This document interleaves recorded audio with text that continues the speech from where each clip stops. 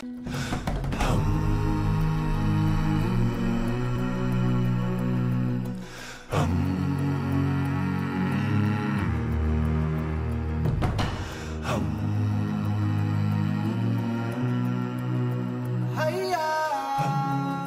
right, so today my talk is going to be mostly about my main research project, which is studying the Victorian novel, which is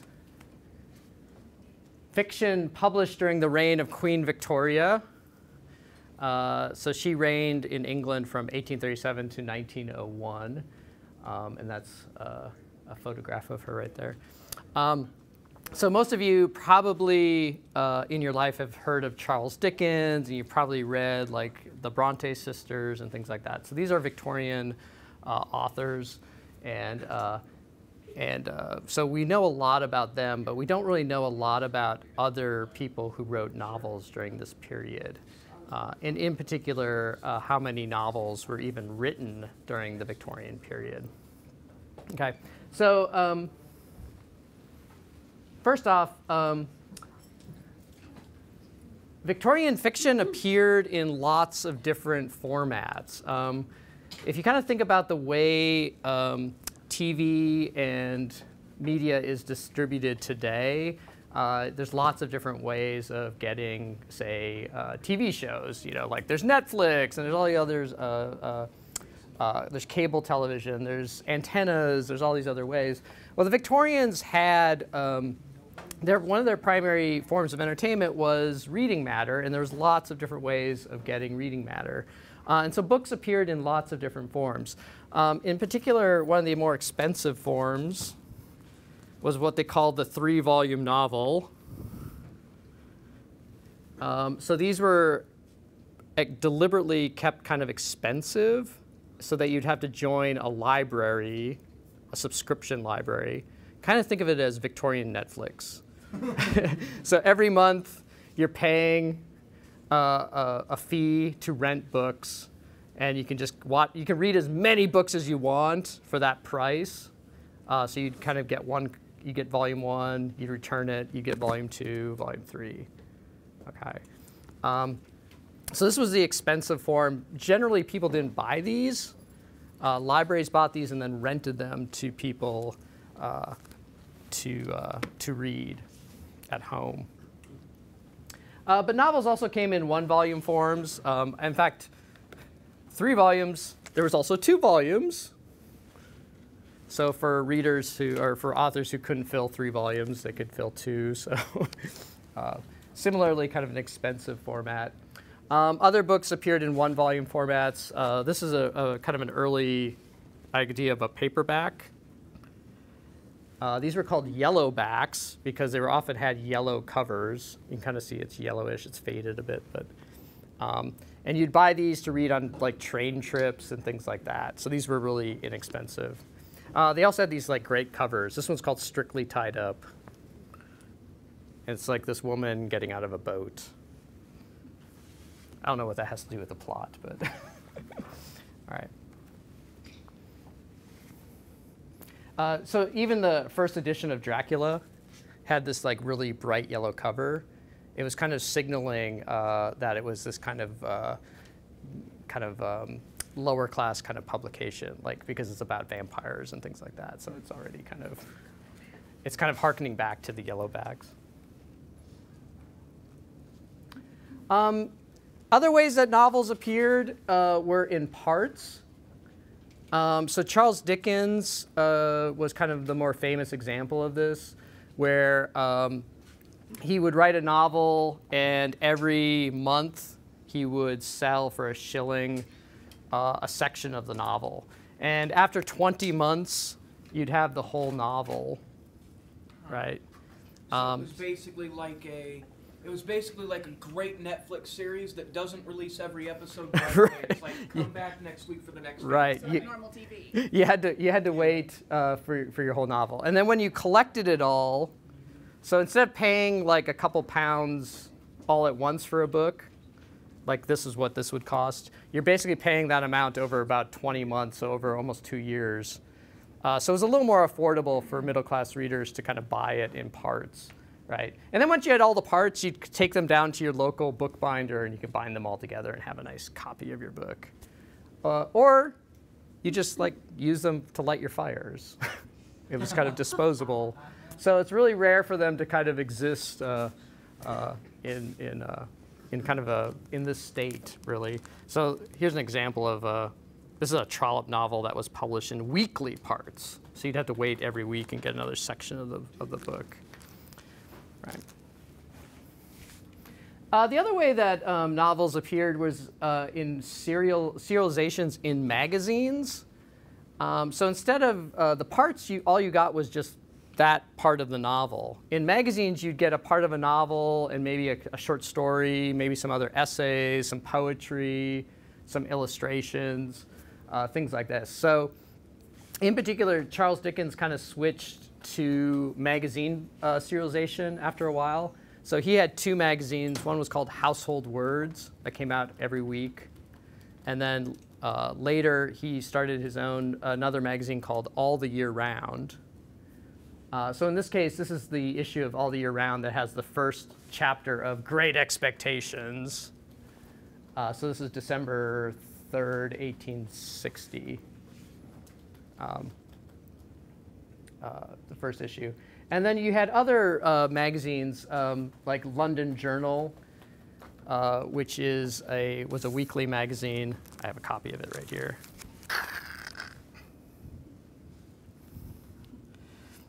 This was a penny newspaper. So every week it cost 1 penny, which is pretty inexpensive. And it would have these like really sensationalistic and garish stories with these really kind of wonderful woodcut illustrations that were often women characters, like in this case, she's kind of shouting at this man, like, no, and other ones. So.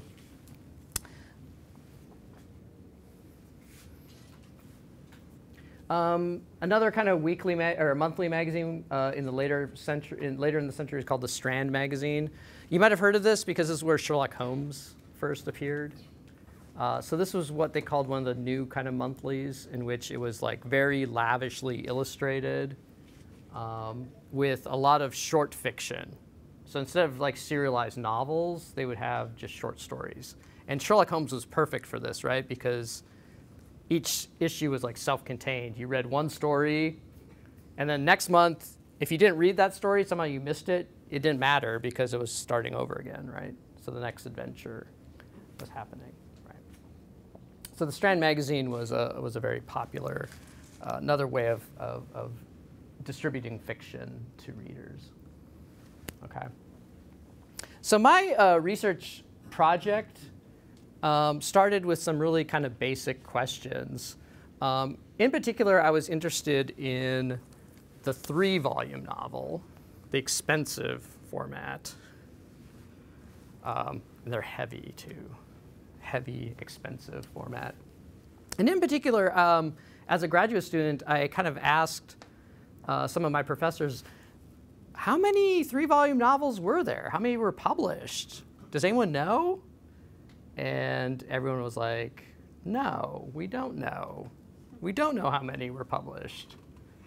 So as a young researcher, I thought, how hard would it be to count how many 3-volume novels there were?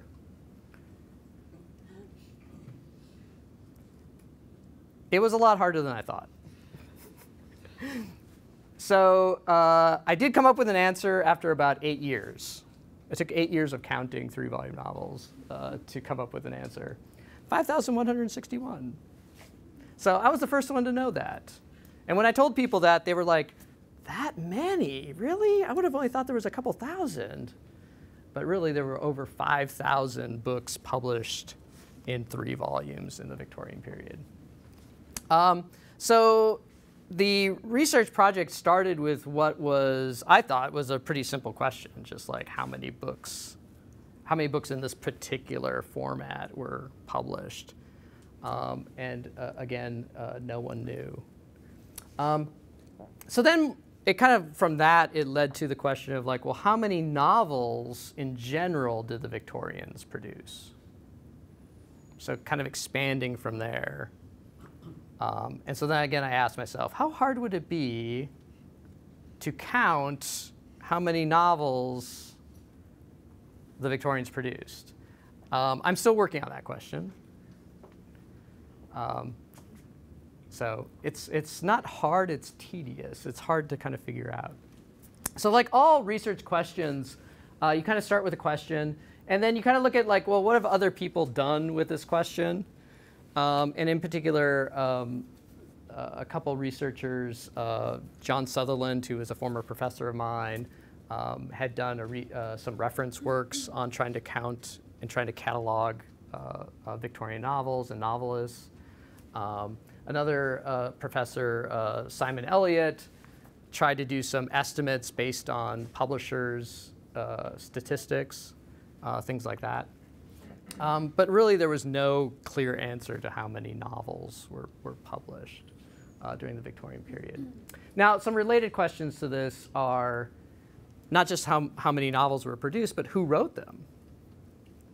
Like, we all know about Charles Dickens, but he, in his letters, would always say his fellow laborers in literature. He would refer to his fellow laborers, like all the other writers who were writing, right? What do we know about them? What can we figure out about them? Who published them? How many publishers were actively publishing fiction during the Victorian period? And then kind of related, going back to those magazines I was showing you, how many of these books were serialized? So how many of them appeared in magazines or in parts before being published as books? So that's kind of a curious question. So what was my source of information? So I had to go figure out, like, where can I find novels? The first place would be to go to libraries. Like, you'd actually go to libraries and say, show me all your Victorian novels. That sounds easy, but that's really hard because most library catalogs are not, or even libraries are organized easily so that you can just go in there and look at Victorian novels, right? I'm looking at you, IUCAT. So that's not a really easy way. Even though library catalogs are online now, a lot of fiction and things like that aren't like easily kind of segmented out from library catalogs. The other problem is every library catalog is organized slightly differently. So the British Library Catalog is different from IU's library catalog, is different from the Library of Congress catalog, even though they all kind of use the same code letters sometimes. Okay.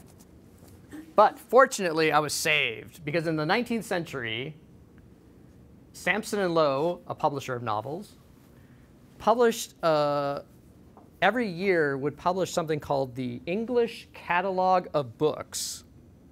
And what they did was they made a list because of the trade needed this so that people could buy these books. Publishers would submit all the books that they published in a given year to Sampson Low, who then would create a list of all the books that were published. Okay.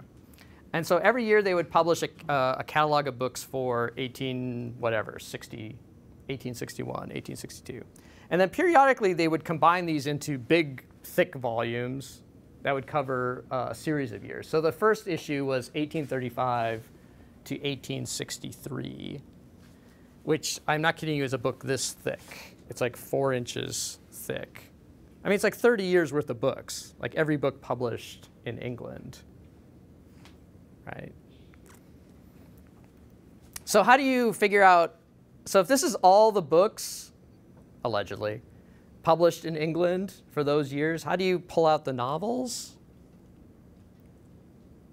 How hard would it be to go through it line by line and just pull out all the novels? It's pretty hard. It's tedious. You have to sit there and read line by line and figure out, is that a novel? Is that a novel? Some of them are pretty easy because they'll often use the subtitle, a novel. In this case, here are all of the Benjamin Disraeli novels. and he wrote some other stuff. Benjamin Disraeli is kind of an interesting Victorian novelist. He was also Prime Minister of England for a while. So he famously said, I never read novels. If I want to read a novel, I'll just write one. And he ended up in his career writing maybe a dozen novels. I think it would be easier to read a novel than to actually write one, but he was also Prime Minister of England, so yeah, what do I know? All right, so the basis of my project, this and other sources, was to then create a database of Victorian novels. Okay, so this is the homepage of my database. The URL is here on the bottom. If you want to go and see my work, feel free to. It's a publicly accessible website. It's called At the Circulating Library, a database of Victorian fiction, 1837 to 1901. Now, I did this for a couple reasons. One, I wanted to have a way of maintaining or managing the novels I was finding. So a database was kind of the easiest. It's hard to believe, but that was the easiest way to do it. So I can group books by the same author together. I can deal with publishers and things like that. And second, I made it public so that other researchers could use this information as I was finding it. So I get 2 or 3 emails a week from users around the world who find things in my database and either have questions about or have more information about. I get a lot of emails from family historians, like people who are doing family histories. It's like, my great-great-grandmother was this novelist in your database. Do you want to know more about her? And I'm always like, yes, please, tell me more. So I identify a lot of these authors just because people are Googling their ancestors, and it kind of pops up. You know, other people who didn't know that their ancestors wrote novels. Like, you'd think you'd remember that. It's like, great-great-grandmother wrote novels. Right. So I get a lot of, so in this way, I get a lot of feedback. Other people who will point out mistakes, gently, I hope, that I have in my database and things like that. So, so it creates kind of a synergy as a project, as a research project. Okay. Now, this part of the talk, I'm just going to kind of go through some of the findings I have so far. So as of today, if you go online right now to my database, it currently has 15,000 titles. So the Victorians wrote at least 15,000 novels. That's a big number already. And it's kind of unclear how many are left to go. So I've been entering novels for like 10 years now, and I've gotten 15,000. A colleague down in IU Bloomington took my numbers and started doing some estimates, and he seems to think that there's 28 to 30,000 novels based on these numbers. I hope so, because that means I'm halfway. Sutherland, remember him? He says, I think there's like 50,000 Victorian novels. If he's right, I'm a long way from being done. So I hope Alan Riddle down at IU is right, or is closer to being right. So what I'm going to do is I'm going to kind of go through some of the data, some of the things I've been finding so far. Now, and you have to kind of keep in mind, this is based on only 15,000 novels. So maybe this is half of Victorian fiction. Let's say half. I like to think it's half. So if you look at it, if you look at the trend over time, it's kind of what we'd expect. There is kind of this increasing number of titles being produced every year. The little red line there is because I'm still entering data in those years. So don't think that there's suddenly a drop-off in 1896 or something. Like, what? They stopped publishing novels? No, it's just I'm just adding. So the trend line is definitely kind of sloping, or even kind of exponentially kind of going up. I think at the beginning of the century, at the beginning of the period, you had maybe 100, 150 new titles being added every day or every year. At the end of the century, it's probably close to 600 or 700 titles being added every year. So you can kind of see that there's a huge growth in the production of fiction over the course of the century. All right. And so you get these little kind of bumps. That's just kind of noise. Some of it is affected by the overall economy as publishers come in and out of the business. Now, if we're thinking about like formats, remember the big expensive 3-volume novel? Most books, the overwhelming number of books, are 1 volume. So they came out as just a single volume to be purchased. Rarely, I think when I finally finish adding all the books, I think 3-volume novels might be only about a quarter of all titles. So it's going to be kind of a small segment of it. It's going to be overwhelmingly overwhelming 1-volume novels. 4-volume novels, there were 19 4-volume novels during the period. The slice is so small you can't even see it in this graph. It's like 0.0001% or something. But there were a few intrepid authors who wrote books that were too long for even 3 volumes. The most famous 4-volume novel is probably Middlemarch by George Eliot, whose publisher was kind of initially was like, "Can you cut this down to 3 volumes?" And she said, "No." And he said, "Okay." You just couldn't say no to George Eliot. I'll go to some other publisher who will publish this. And Blackwood said, no, it's fine, just do it. It'll be great. It sold very well, no problems. If you look at formats by year, and again, this is only half the data, potentially, you can see that the 1-volume novel basically wins. Everything becomes 1-volume novels by the end of the century. These expensive formats kind of start dying off in the 90s. The fact that they lasted so long is a really kind of an interesting mystery. But on any given year, you can kind of see that the proportions, 2-volume novels were kind of less popular than, say, 1 or 3-volume novels. Okay. So who published this stuff? There were over 400, almost 500 publishers of fiction in the Victorian period.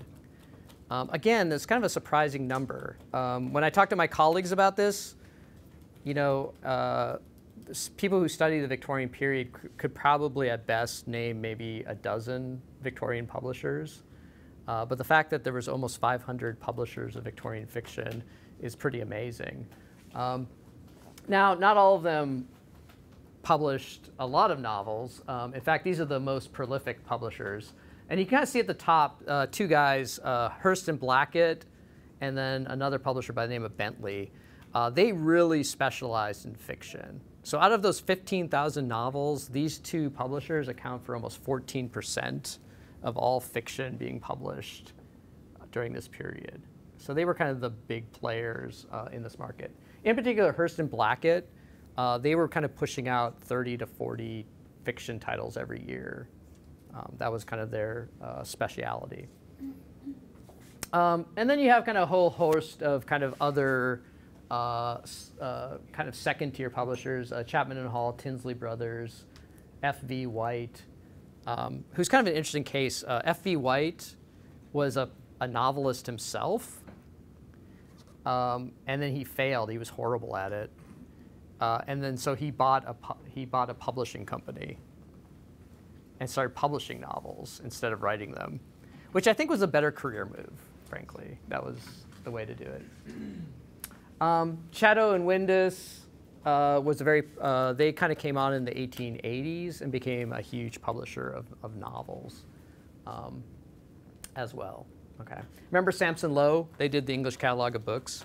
They also published lots of novels. All right.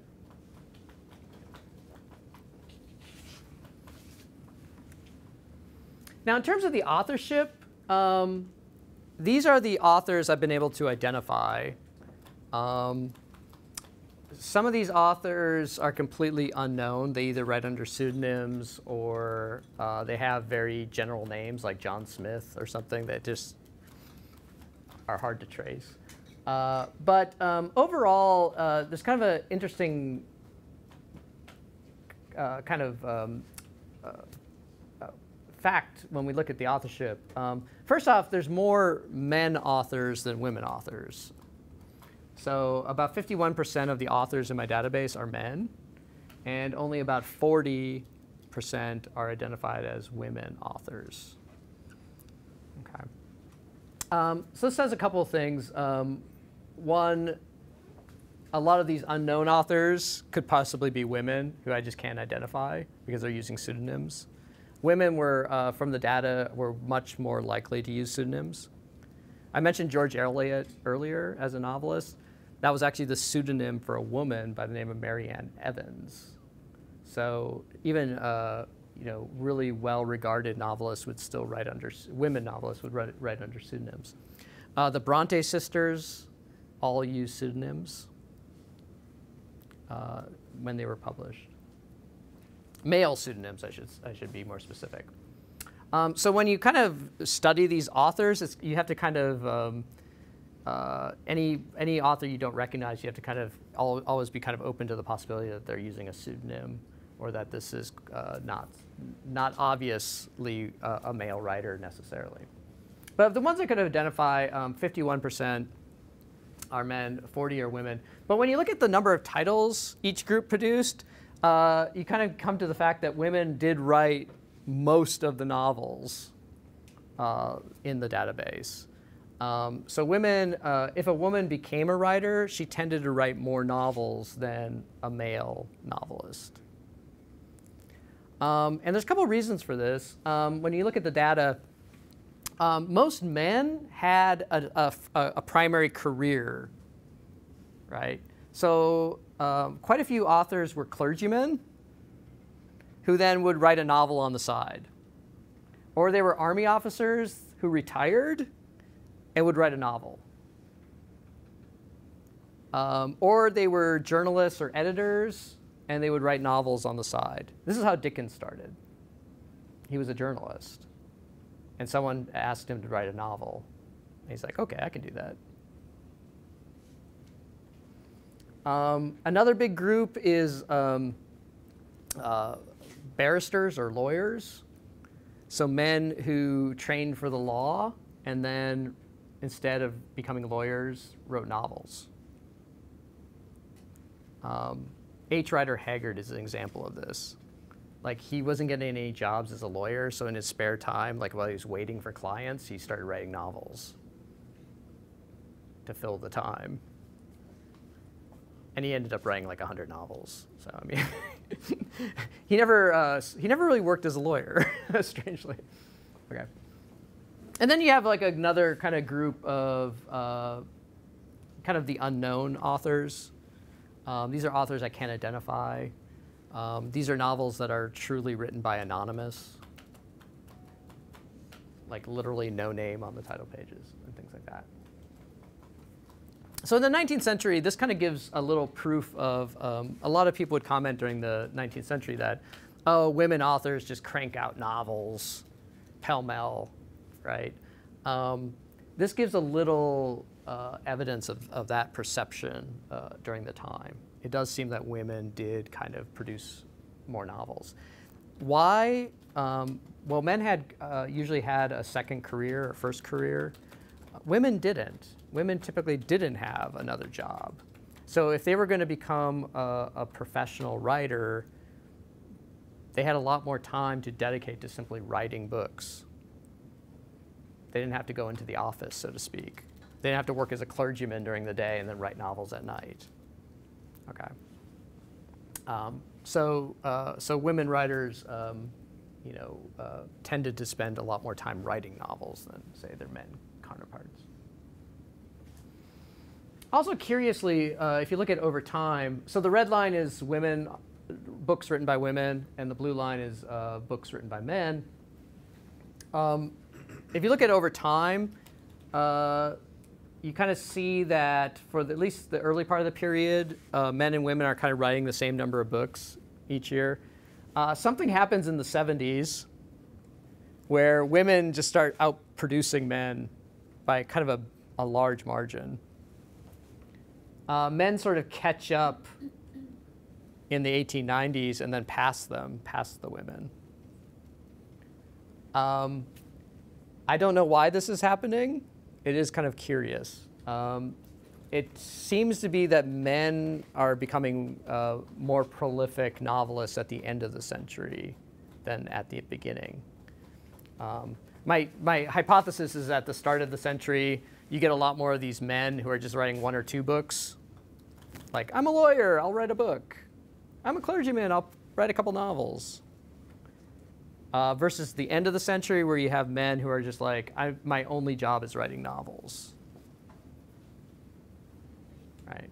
So like an H. Rider Haggard, all he does in the 1890s is write like 1 or 2 books a year. He just cranks them out. Right?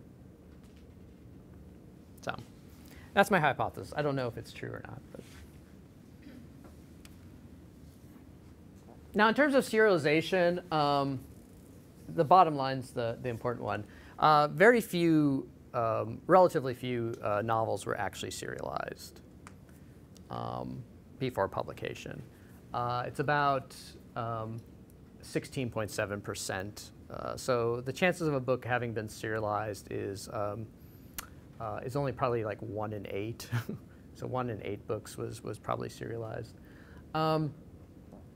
If you look at it by format, 1-volume novels were less likely to be serialized than, say, 3 or 4-volume novels. This makes a little bit of sense if you think that the 3 and 4-volume novels are being written by much more popular authors. So they're much more likely to have a magazine pay for them to serialize books. And then 1-volume novels were typically cheap enough that you could just buy them as a whole thing, so they were typically not being serialized as much. Okay. This is just the number of books serialized each year. Kind of ignore the later years. I'm still adding data. They're like, wow, serialization just really drops off. No, it's not like that. The real story here is in the 1860s, how things really kind of take off. And then the 1880s, it kind of takes off again. Right. What's happening is a lot more magazines are entering the field. Okay. And so these magazines need stuff to fill their pages. And what's easier to fill pages? Novels. Right. Short stories, things like that. So if we're looking at the typical, so out of these 15,000 titles, if we look at sort of the typical book out of this whole mass of titles, we can kind of say a couple things about it. One, it was probably written by a woman. Safe to say. It probably came out in a 1-volume edition, so it's kind of a cheaper edition. It was probably one of the top 10 publishers, such as Hearst and Blackett or Bentley. So it's probably one of these big publishers who kind of produced it. What decade did it come out? Probably the 1880s. That seemed to be kind of like really where a lot of novels were really suddenly being produced. And it was probably unlikely to be serialized. So it probably only appeared as a book and not in a magazine or in parts and things like that. So these are kind of interesting findings. But what do they tell us about what survives now? Like, what do we read out of these 15,000 titles? I can tell you for a fact that most of these 15,000 titles you will have never heard of. I have colleagues in Victorian literature who have never heard of these authors or these titles, right? Because they were published, they had a brief moment, and they disappear. If they survive at all, they're in some dusty library shelf somewhere, right? Or in Google Books somewhere, being scanned in slowly, right? So a lot of these books, they're accessible, but nobody knows anything about them, right? The Victorian books we usually see are from like cheap reprints. I know your students, you're like, this is not a cheap book, it's $10. Yeah, this is exactly $10. So like this edition of Great Expectations. So if you've ever taken a literature class, you've probably seen books like this: Penguin Classics, Oxford University Press Classics, World Classics. Broadview is another publisher of Victorian novels that often get taught.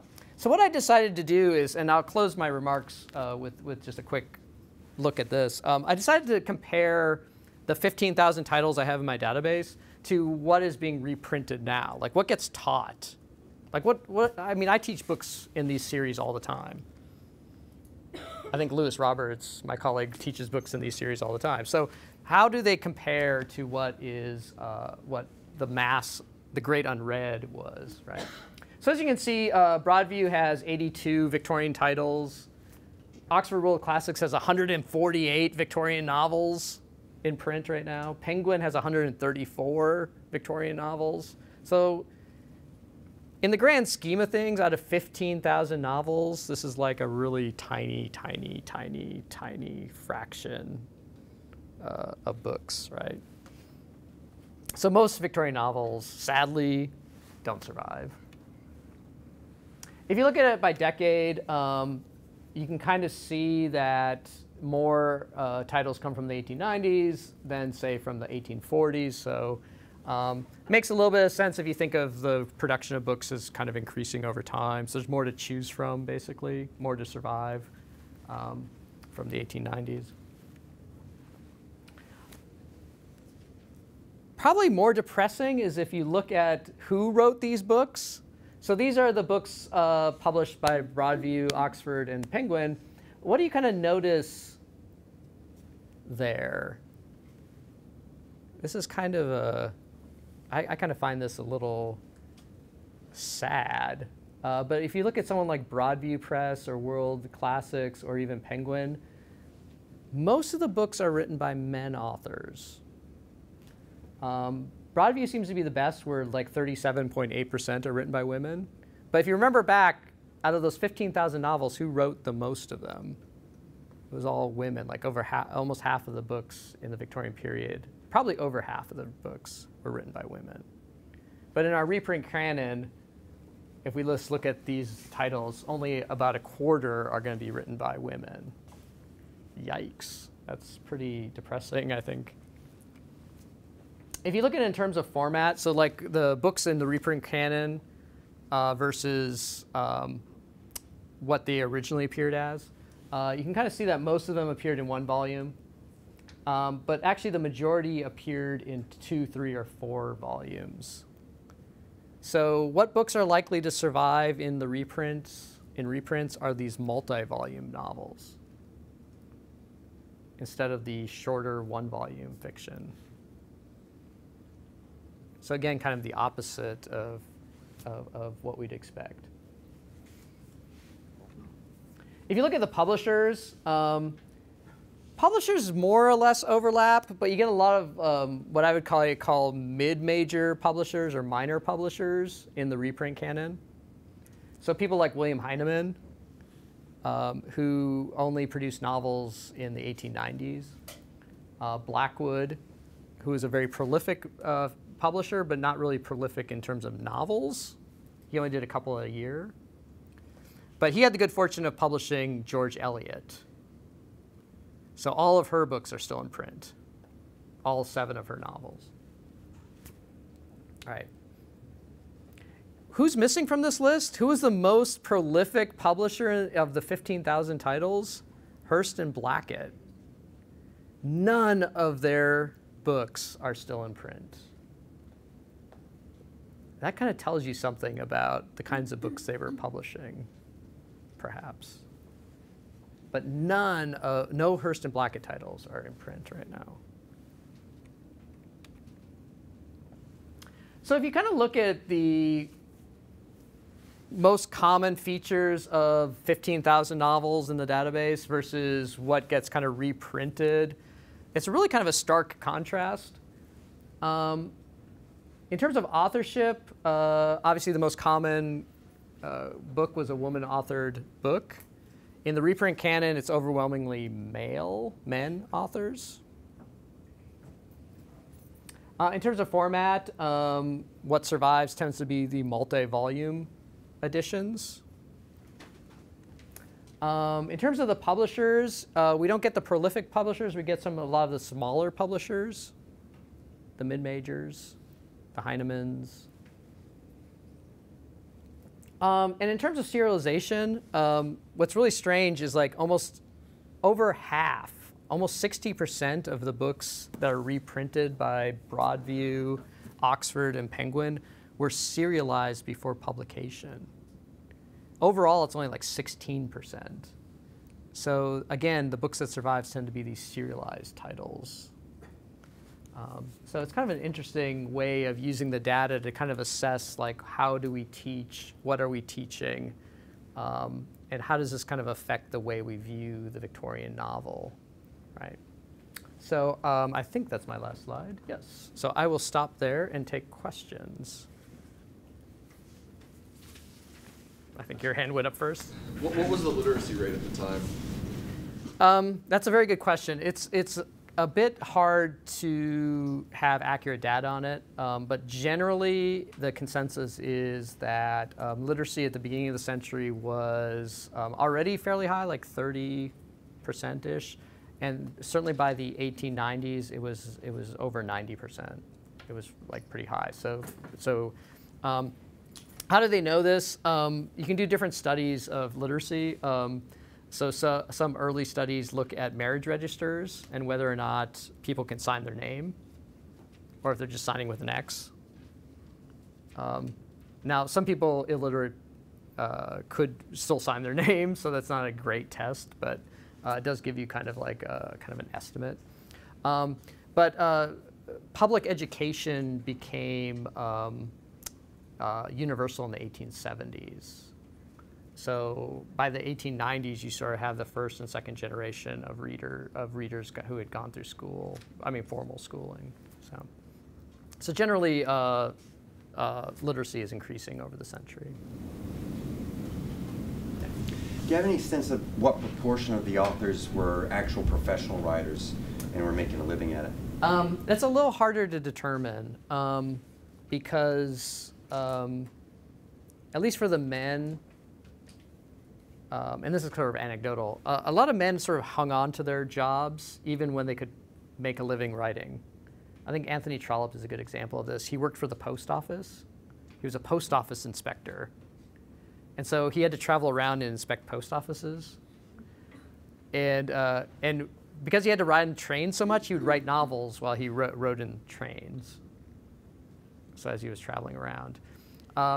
He was making a very comfortable living as a writer, but yet he still hung on to this day job, basically, long past. So it's kind of hard to determine exactly how many were making a living at it. But I think it's safe to say out of those 33,000 authors, it's a very kind of small, I would say maybe 20% who would make a living. Most writers had a second job. They would be an editor or a journalist or something like that. This may or may not be a stupid question, but like, what did the Victorians consider a novel? Like, there's like the iffy what definition of a novel, what a novel is. I wasn't sure if they had a different consideration of it. No, I've come across lots of books where it's been really hard to kind of determine if it's a novel or not. So in most cases, books will kind of self-identify as novels. So like the subtitle will be a novel or a story or a romance. In other cases, authors are trying to confuse their readers. My famous example is like Jane Eyre by Charlotte Bronte. First off, the subtitle of that book is actually an autobiography. It's not a novel. So some people actually, when they first read it, thought it was like a real life person writing this, like Jane Eyre was a real person. Because also on the title page it says, edited by Currer Bell, which was the pseudonym for Charlotte Bronte. So it'd be easy to kind of be confused if you just picked that book up and said, oh, it's not a novel. It's an autobiography edited by some guy, right? But we all know now it's a novel. So yeah, this is kind of hard in sometimes historical novels because they're kind of like lightly novelized version of history. So, no, it's a good question. It's kind of a tricky question sometimes just from the title. I also have to read a few pages sometimes. I always look for dialogue. It seems like novels have dialogue, like history books don't. Could you say a little bit more about that culling process? So, when did books when did they start reprinting books, and then how did that kind of become a thing? Well, books. So what happens is when a publisher puts a book out, it could be reprinted almost immediately if a book has a certain demand. Most publishers are kind of conservative. They'll do like maybe 500 copies or 1,000 copies of a book. And then if it sells out quickly, it's like, oh, we'll print another 1,000. See how it goes. And in fact, this 3-volume novel is actually the second edition. So it was like kind of a rare case. And then you progressively get cheaper and cheaper editions of books that would come out over time. Now, most books didn't make it to a second edition. Maybe only 30 or 40% of all books in the Victorian period made it to a second edition. And that'd be kind of the high end. And then of those books, how many made it to a third edition? It kind of keeps dropping off, right? And then books that actually made it to the 20th century are even kind of fewer. So this process is always just kind of happening. But the other thing is books kind of come back into fashion. I'll give you an example. Like one author in the database is a woman author by the name of Elizabeth Gaskell, who was a very highly regarded protege of, well, not protege, but worked with Charles Dickens and published in his magazines. And her books were always in print in the 19th century, but they all kind of went out of print in the 20th century, the early 20th century. And then in the 60s and 70s, they all kind of came back again. So much so that BBC now makes like productions of her books as TV shows. So North and South. If you have Netflix, go watch North and South. It's awesome. One of the finest BBC productions of Victorian fiction. So yeah, sometimes there's these sort of recovery efforts. Mostly women authors are kind of coming back because scholars have kind of made a point of rediscovering those books.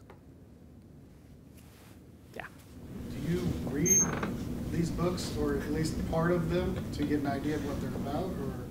I have not read hardly any of these books. 15,000. I mean, it's 15,000 titles. I mean, that's, if you read a book a day, you'd still be reading 1,000 years from now, probably. But so no, I have not read them. I do kind of randomly, or not, it's not really random, I guess, but once in a while when I'm adding a book, it kind of sounds interesting. So like, because of Google Books, a lot of these books are available. So I'll start reading them. In fact, I read this early science fiction novel a couple months ago about this sort of lost world in Antarctica where there's dinosaurs. And it's a horrible novel. It's a really bad novel. It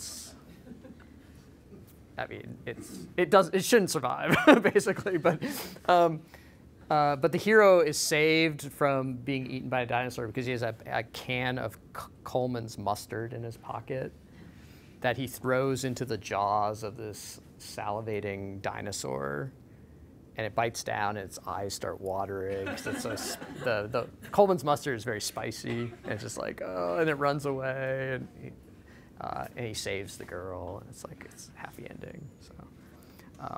So I thought that was kind of neat that it was even product placement in these novels, right? The fact that he's got Coleman's mustard in his pocket.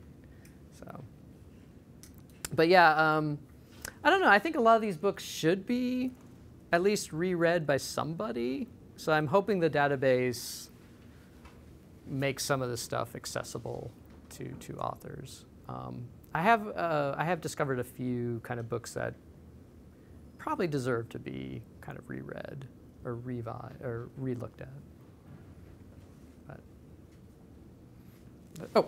While going, I guess, counting through the books, by chance, like what type of genres were being preserved, like genres of fictions? Yeah, that's a good question. If you go to my database, I actually do have a section of genres.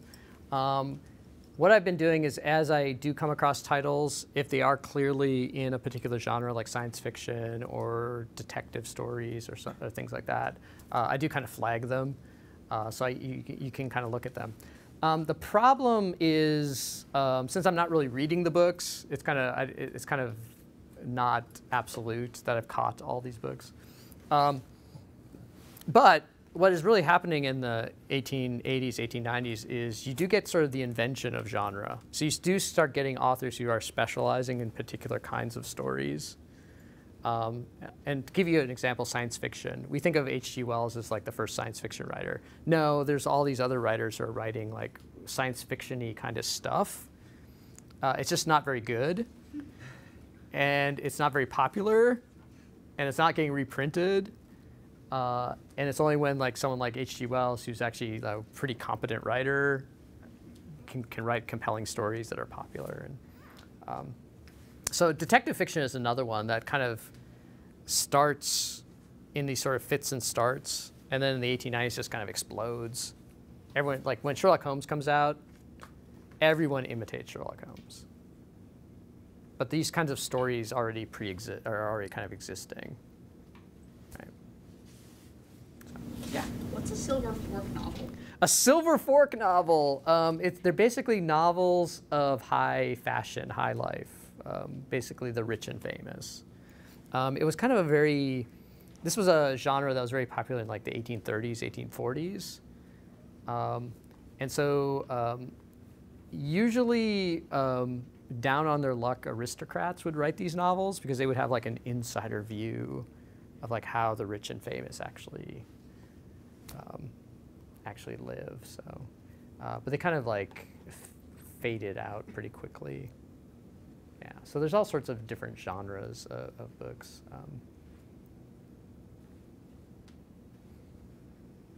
All right, well, thank you.